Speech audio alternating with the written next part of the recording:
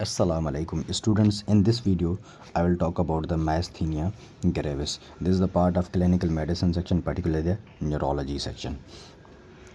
Myasthenia gravis is a neuromuscular junction disorder. It is associated with the thymomas, mostly जो thymus के tumours होते हैं उसके साथ associated होता है, ये आपको याद रखना होगा.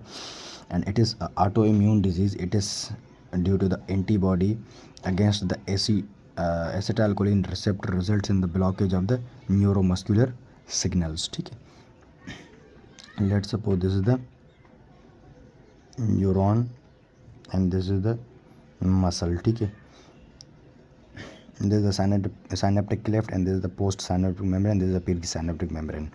यहाँ पर आपके पास क्या होते हैं, इस एसिटाइलकोलिन के रिसेप्टर्स होते हैं. यहाँ से एसिटाइलकोलिन रिलीज़ होगा, इस रिसेप्टर के अगेंस्ट क्या होगी, यहाँ पर एंटीबॉडी होगी. इस रिसेप्टर के अगेंस्ट एंटीबॉडी होगी, so acetylcholine will not work on this receptor. ठीक है, so there will be the no action potential in the post synaptic membrane और ऑन द मस्कुलर मेम्ब्रेन. ठीक है, ना द न्यूरोलेमा बोल रहा था मैं. ठीक है, मस्कुलर मेम्ब्रेन पर कोई भी एक्शन पोटेंशियल जनरेट नहीं होगा. ठीक है, so there will be the no जो ना आपके पास क्या सिग्नल प्रोपेगेशन वहाँ पर नहीं होगी. ठीक है,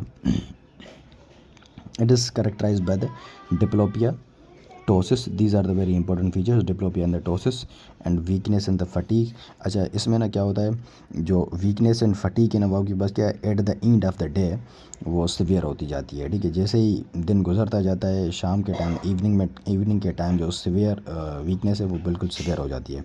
and then bulbar and the respiratory muscle weakness lead to the respiratory failure. And इसमें जो ना आपके पास क्या प्रिजर्व्ड DTR होते हैं.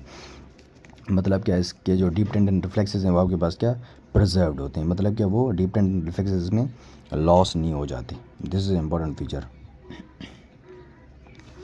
इसके डिफरेंशियल डायग्नोसिस क्या होते हैं, बोट्युलिनम टॉक्सिन होता है and then Lambert Eaton myasthenia syndrome होता है, न्यूरोस्थीसिया होता है. मैंने यहाँ पर इसको स्टार इसीलिए लगाया बिकॉज इसमें जो डीप टेंडन रिफ्लेक्सेस हैं वो प्रिजर्व्ड होते हैं. एंड द बोट्युलिनम टॉक्सिन जो डीप टेंडन रिफ्लेक्सेस हैं वो आपके पास क्या होते हैं, दे आर डिमिनिश्ड. वो आपके पास क्या बिल्कुल डिमिनिश्ड होंगे. And in the Lambert Eaton syndrome, इसमें आपके माइस्थीनिया सिंड्रोम इसमें आपके पास क्या होंगे, या तो एब्सेंट होंगे या फिर बिल्कुल कम होंगे. इसमें बिल्कुल नॉर्मल होते हैं. ठीक है, माइस्थीनिया ग्रेविस में डीप टेंडन रिफ्लेक्सेस नॉर्मल होते हैं, while in the Lambert Eaton syndrome they are depressed और द एब्सेंट. ठीक है, इसको हम डायग्नोस करते हैं with the anti acetylcholine receptor antibody and anti MuSK antibody and the edrophonium test. Edrophonium is the drug which inhibit the acetylcholine esterase and increase the. अच्छा, यहाँ पर एसिटाइलकोलिन की यहाँ पर ब्रेकडाउन होगी into the acetyl and the Colin.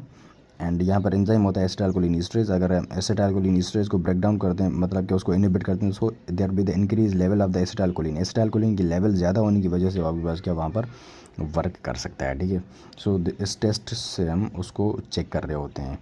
एड्रोफोनियम हम उसको रख देंगे, so we check the acetylcholine activity.